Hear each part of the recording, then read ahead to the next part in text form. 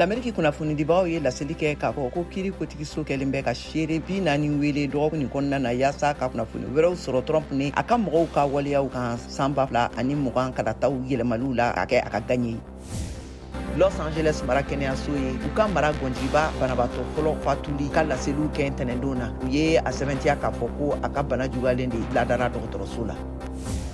Joe Biden ye wele bila l'Amérique jamanadenw ma fara ɲɔgɔn kan la ka kɛɲɛ ni kuruba taabolo kura ye n'o ye l'Amérique ka bonbana ka fagali dɔgɔya ka bɛn ni 250 ye jamana kɔnɔna na san 25 nata ninnu na. Jeff Bezos ka cakɛda Blue Origin ka fise bina Texas mara cɛncɛn kan ntɛnɛndon na waati kungurunin dɔrɔn a ka fiɲɛminɛ kɔfɛ fɛn lakananen dɔw de tun be a kɔnɔna na Bezos ka fɔ la.